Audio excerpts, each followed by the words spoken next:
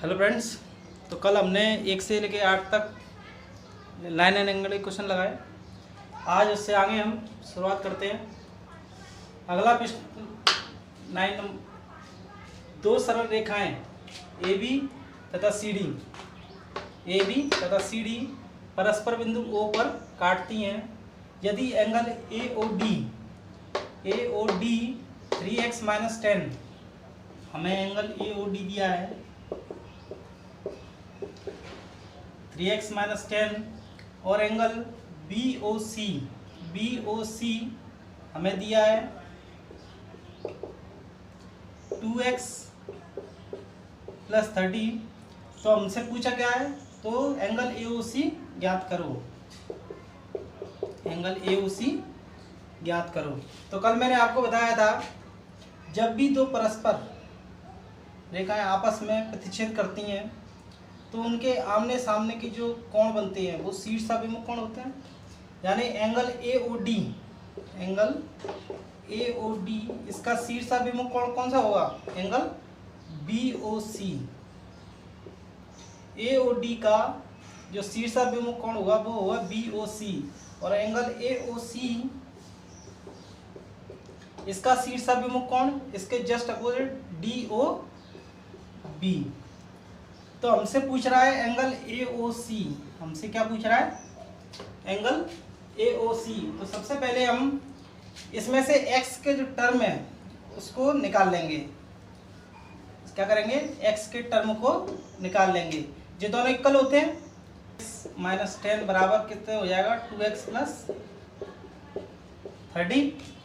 तो 3x 2x को इधर ले जाएंगे और 10 को इधर ले जाएंगे, तो 3x - 2x 30, जब माइनस का टर्म दे जाके प्लस का हो जाएगा। तो x बराबर जो हमारा निकला वो क्या निकला, 40।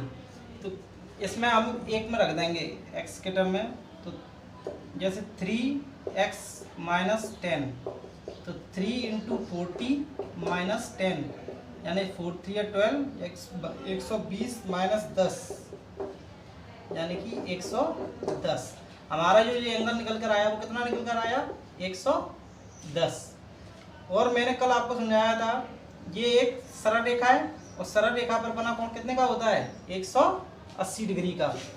सरल रेखा पर बना कोण 180 डिग्री का। एक एंगल हमारा निकल आया है 110, तो रिमेनिंग एंगल जो हमारा बचा वो कितने का होगा, 70 डिग्री का। कितने का, 70 डिग्री का। ऑप्शन डी हमारा करेक्ट आंसर है। अगला प्रश्न है, चित्र में दो सरल रेखाएं AB तथा CD परस्पर बिंदु O पर काटती हैं। AB और CD दो रेखाएं O बिंदु पर काटती हैं। AOC थीटा है और BOC फाई तथा फाई = 3 थीटा हो। यानी फाई हमें कितने के बराबर दिया है, 3 थीटा के बराबर। तो थीटा का मान कितना होगा, तो हमें थीटा का मान पूछ रहा है।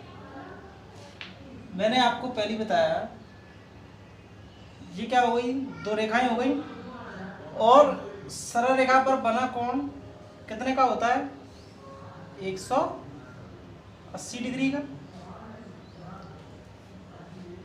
फाई बराबर हमें कितना दिया है, 3 थीटा।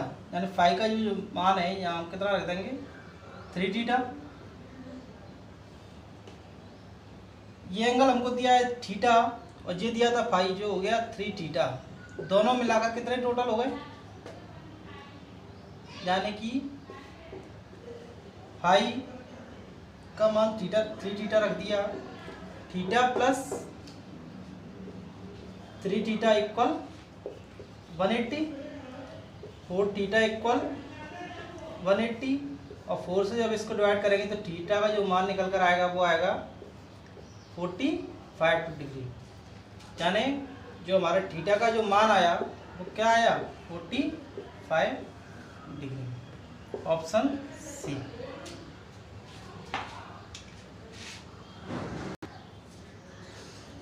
अगले प्रश्नों करने से पहले हम कुछ टर्म समझ लेते हैं।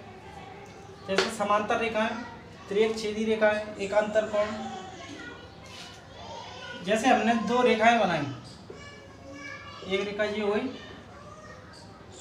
और एक रेखा इसी के जस्ट नीचे ये हो गई।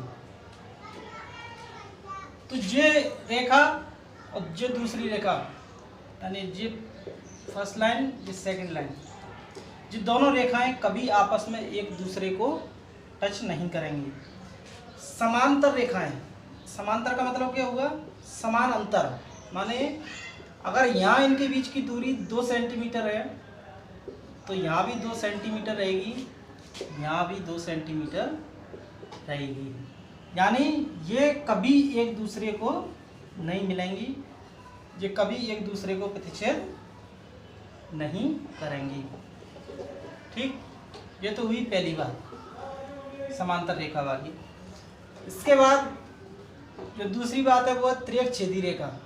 जैसे जो दो समांतर रेखाएं हैं और इसको कोई एक त्रियक छेदी रेखा, माने एक रेखा हमने ऐसे बनाई जो इन दोनों को छेदती हुई, यानी इन दोनों को कट करती हुई निकल जाए, तो इसको बोलते हैं त्रियक छेदी रेखा।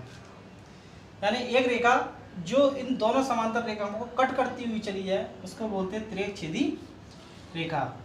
जैसे हमने इसको नाम दिया, ऐसे ये ए बी, ये C D, A B C D, ये हो गई ई एफ, इसको यहाँ ये प्रतिच्छेद कर रही है, इसको कहते हैं, मान लेते हैं जी, इसको मान लेते हैं एच।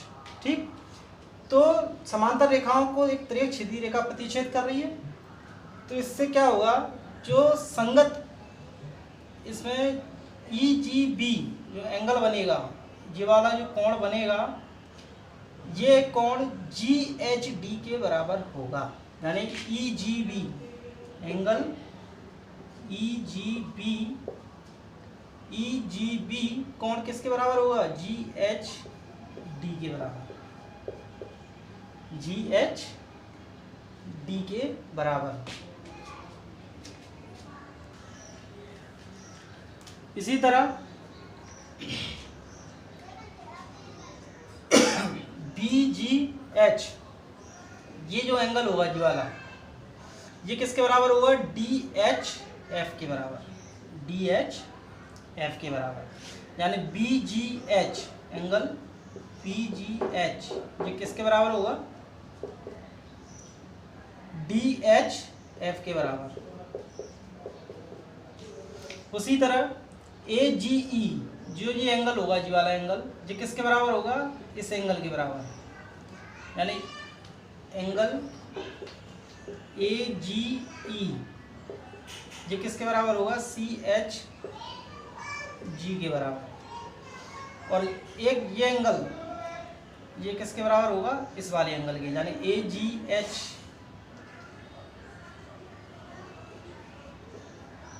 ये किसके बराबर होगा? सी एच एफ के, सी एच एफ के। यानी कि पहला एंगल कौन सा हो गया? बी जी ई या ई जी बी, ये फर्स्ट एंगल किसके इक्वल होगा? इस वाले एंगल के। ये एक त्रियक छेदी रेखा है ये, जिसमें दो समांतर रेखाओं को आपस में काटती हुई गई, और इससे ई जी बी जो एंगल बना वो किसके बराबर होगा? जी एच डी के बराबर। बी जी एच जो दूसरे नंबर का जो एंगल बना, ये किसके बराबर होगा? D H F.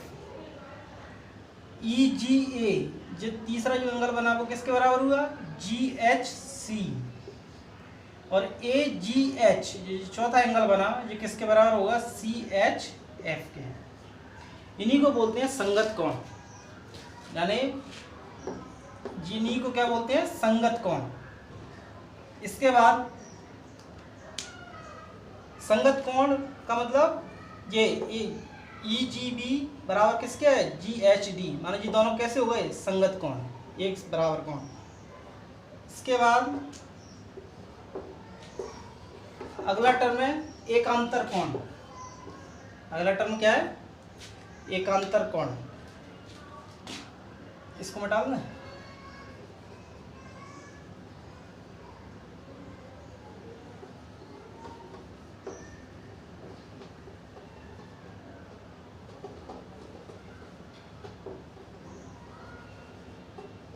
अच्छा, एकांतर कोण का मतलब हुआ जो ये एंगल बना जी वाला B G A B C D E F G H, यानी बी जी एच जो एंगल बना जो किसके इक्वल हुआ, इस एंगल के जी एच सी, यानी एंगल बी जी एच जो एंगल बना वो किसके इक्वल हुआ, सी एच जी के। इसी को बोलते हैं एकांतर कोण, माने जो एंगल हुआ है ये किसके इक्वल होगा, इसके। और यहाँ जो एंगल बनेगा यहाँ वो किसके इक्वल होगा, इसके। ये कैसे कोण कहलाते हैं, एकांतर कोण, यानी ए जी एच ये किसके इक्वल होगा,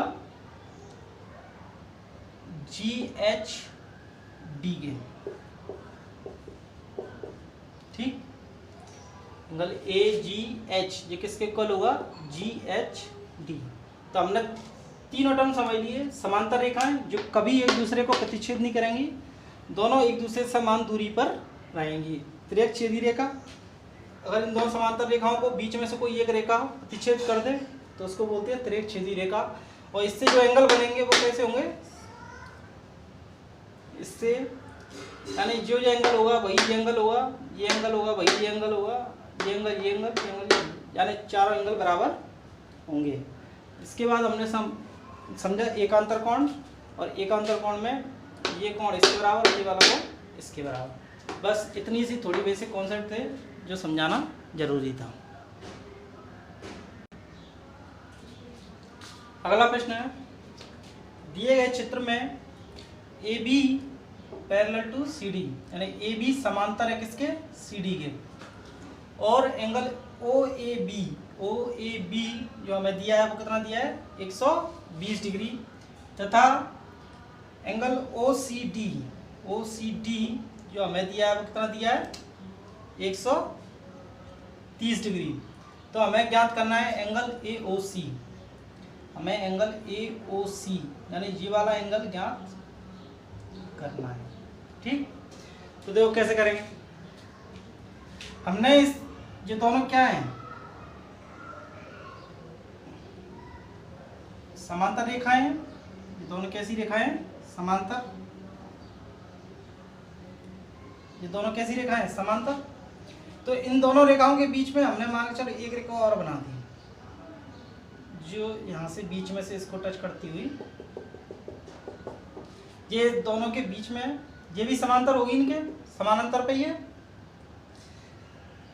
और हमें पता है सरल रेखा पर जो बना कोण कितने का होता है, 180 पे, जिसमें से एक एंगल उसने हमें दे दिया 120 का, तो बचा हुआ एंगल कितने का होगा, 60 का, यानी जो ये एंगल आएगा वो कितने का आएगा, 60 डिग्री का। और इसी तरह ये वाला एंगल भी यहाँ 130 है, ये एंगल कितने का आएगा, 50 डिग्री का। समझ में आ गई, ये 60 120 180 डिग्री जो पूरा एंगल बना कितने का बना, 180 का, और 50 और 130 जो एंगल कितने का बन गया, 180 का। माने सरल रेखा पर जो कोण बनता है 180 डिग्री का होता है। इतना अब आपको समझ में आया होगा। देखो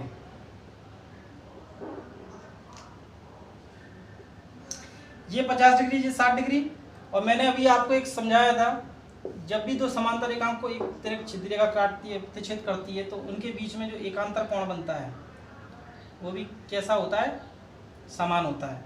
जिसमें जो समांतर रेखा हमने जो बीच में एक रेखा जो डाली, अब यहाँ 60 का इसका एकांतर कोण कितना होगा, यहाँ इसका एकांतर कोण इस पे कितना होगा, कहाँ पे होगा, ये इसका एकांतर कोण हो गया, ये 60 है तो ये भी कितना हो जाएगा, 60 डिग्री एकांतर कोण की वजह से। और ये यहाँ 50 है तो ये कोण कितने का हो जाएगा, 50 डिग्री। यहाँ 60 की वजह से 60, और जो 50 ये 50 आ गया समझ में। जो टोटल मिला के कितने का हो गया पूरा, एक 60 और 50 110। जो हमारा एंगल निकल के आया वो कितने का निकल के आया, 110 डिग्री का। अगला प्रश्न है, दिए गए चित्र में A B parallel to C D, A B C D के समांतर है और ए बी ओ 30 डिग्री तथा सी डी ओ 40 डिग्री है, तो बहुतकोण बी ओ डी, ये 30 हमें दिया है इधर की तरफ और ये 40 भी कहाँ दिया है हमें, इधर की तरफ दिए। तो इन दोनों का जो एंगल का जो सम होगा वो किसके बराबर होगा, इधर के बराबर, यानी इन दोनों का जो सम होगा, ऐसे और भी होते तो इन सब का सम किसके बराबर होता, इन वाले सम के बराबर। ठीक, तो ये 30 और 40 इन दोनों का जो सम आएगा यहाँ वो कितना आएगा, 70। और हमसे पूछा क्या है, बी ओ डी का बहुतकोण, जी वाला एंगल। तो मैंने कल ही आपको समझाया था, जब पूरा एंगल कितने का बनता है, 360 का। पूरा एंगल कितने का बनता है, 360 का, जिसमें से जी वाला एंगल कितने का है, 70 का। तो जो बचा कुचा एंगल है, जो इधर का जो एंगल निकलेगा, एंगल बी ओ डी बहुतकोण, वो कितने का निकलेगा, 290 डिग्री का। एक तरीका ये भी है इस सवाल को करने का।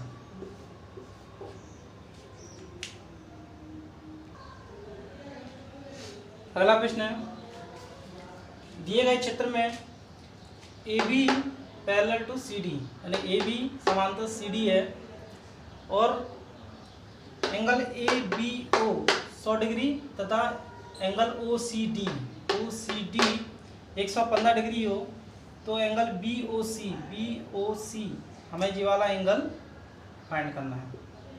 ठीक, तो कैसे करते हैं, हमें मालूम है ये दोनों रेखा कैसी हैं, समांतर। ये दोनों रेखा कैसी हैं, समांतर। इस रेखा को यदि हम आगे बढ़ा दें, इस रेखा को यदि हम आगे बढ़ा दें तो हमें पता चल जाएगा ये कितना 115, तो ये वाला एंगल भी कितने का निकलेगा। मैंने अभी आपको बताया संगत कोण बराबर होते हैं। जैसे ये इसको पीछे की तरफ बढ़ा दो और इसको आगे बढ़ा दो, तो आपको अभी समझ मैंने बताया था ये वाला एंगल किसके इक्वल होता है, इस एंगल के। तो ये वाला एंगल किसके इक्वल हो जाएगा, इस एंगल के। और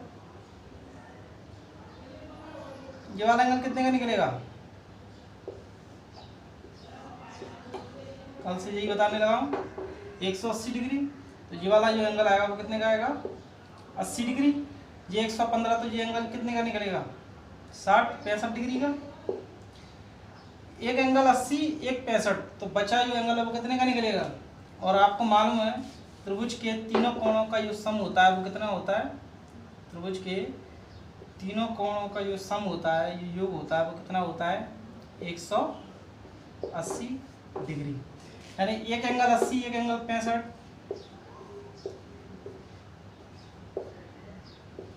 जो बचा कुछ एंगल है वो कितने का आ गया, 35 डिग्री, यानी ऑप्शन सी।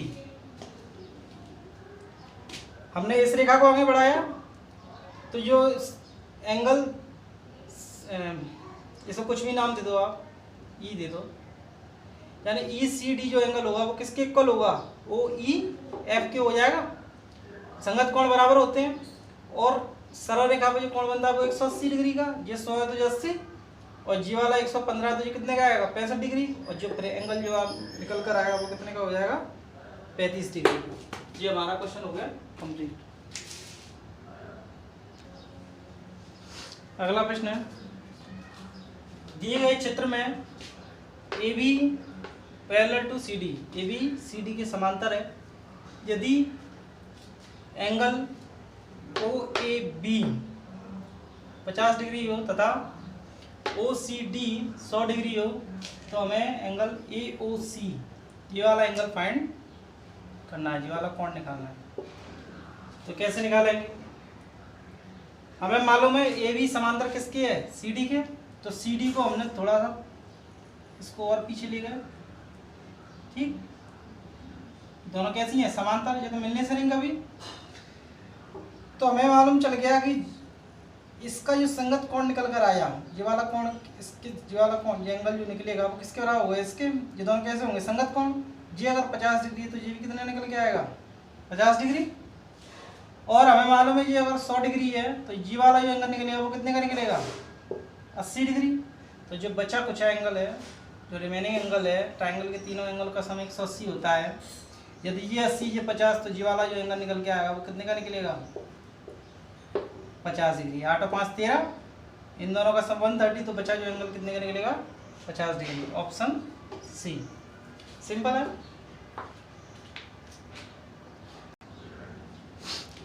अगला प्रश्न है, दिए गए चित्र में A B parallel to C D और यदि angle O A B 110 degree हो तथा angle A O C 30 degree हो तो एंगल ओ सी डी, यानी हमसे जी वाला एंगल पूछ रहा है, हमसे इस वाले एंगल की बात कर रहा है। ये कैसे निकालेंगे, हमें मालूम है A B parallel C D है, इसको आगे बढ़ा दो, इसको आगे बढ़ा दो, ठीक। ये 110 है तो जी इसका ये संगत कोण है, ये भी कितने का हो जाएगा, ये भी 110 डिग्री का हो जाएगा। कितने का हो जाएगा, 110 डिग्री का। और ये 110 है, ये 30 है, जो टोटल लाए कितना हो गया, 140। कितना हो गया, 140। तो जी वाला जो एंगल निकलेगा वो कितने का निकलेगा, 140। ऐसा क्यों होगा मैं आपको बताता हूँ। त्रिभुज के दो अंतः कोणों का योग, ट्राइंगल के दो अंतः कोणों का योग बाह्य कोण के बराबर होता है। जैसे A B C, angle A angle B हमें दिया है, एंगल ए एंगल बी, और हमसे एंगल सी का बाह्य कोण का मतलब ये तो हो गया आंतरिक कोण, और इसके जो बाहर का कोण है ये क्या हो गया, बाह्य कोण। तो अगर हमसे बाह्य कोण पूछता है तो इसका जो बाह्य कोण है वो आंतरिक कोणों के योग के बराबर होता है। तो हमारा जो एंगल सी का बाह्य कोण पूछ रहा था, यहाँ जो क्या पूछ रहा था, एंगल ओ सी डी बाह्य कोण ही तो पूछ रहा था। तो इस संगत कोण तो हमारा आ गया 110, एंगल ए का मान यहाँ निकल के आ गया, और इन दोनों का जो सम होगा वो किसके बराबर होगा, इसके बराबर। यानी हमारा जो उत्तर निकल कर आया वो कितना निकल के आया, 140। और यदि ऐसे समझ में ना आए आपको तो आप जैसे निकालते हैं वैसे कर लो। ये 110 हो गया, ये 30 हो गया, टोटल में कितना हो गया, 140। जो त्रिभुज का जो तीसरा एंगल निकल के आया, ये वाला एंगल जो निकल के आया वो कितने का आ गया, 40 डिग्री का। और हमें मालूम है सरल रेखा पर बना कोण कितने का होता है, 180 का। यदि ये 40 है तो जो बचा कुछ एंगल कितने का होगा, 140 डिग्री का। तो जो आंसर हमारा निकल के आया वो कितने का आया, 140 डिग्री। अब अगला प्रश्न है, दी गई आकृति में A B parallel to C D, यानी ए बी किसके समांतर है, सी डी के, तथा B D parallel to C E, B D C E के समांतर है। यदि एंगल ए बी डी, जो एंगल जो हमें दिया है 60 डिग्री हो, तो एंगल डी सी ई का मान ज्ञात करो। तो देखो हमें मालूम है angle B D parallel to C E, जो बी डी है वो किसके पैरेलल है, सी ई के। हम इसको और नीचे बढ़ा देते हैं, ठीक। तो ये 60 डिग्री है, ये कितना है 60। तो ये वाला कोण कितने का हो जाएगा, ये कोण कितने का हो जाएगा, 120 डिग्री का। क्यों, क्योंकि जैसे दो समांतर रेखाएं हैं, एक तिर्यक छेदी रेखा ने इसे कट किया, ये एंगल मान के चलो हमारा 100 डिग्री है, तो ये एंगल हमारा संगत कोण होता है। ये एंगल कितने का आता है, 100 का। और इस पर बना जो कोण होता है, ये वाला एंगल कितने का होता है, 180 का। कितने का होता है, 180 का। यदि ये एंगल 100 हो गया तो जी कितना रह गया, 80। यानी अंतः कोणों का योग होगा वो कितना होगा, 180 डिग्री। जब भी त्रियक छेदी रेखा दो समांतर रेखाओं को काटेगी तो उनके बीच में जो एंगल बनेगा वो कितने का, उनके बीच में जो एंगल का सम आएगा वो कितना आएगा, 80 डिग्री। तो इन दोनों के बीच में जो ये दोनों रेखा ही तो है और इसके बीच में एक तरीके छेदी रेखा है, तो इन दोनों का जो सम होगा वो कितना होगा 180 डिग्री का। तो ये 60, ये 120 और ये 120, तो ये वाला कोण भी कितने का आएगा, ये संगत कोण है, ये वाले कैसे हैं संगत कोण, ये 120 है तो ये कितना आएगा 120 डिग्री का। यानी DCE जो हमारा एंगल निकल के आया वो कितने का निकल के आया 120 डिग्री का। एक तरीका इसको ऐसे भी कर सकते हैं,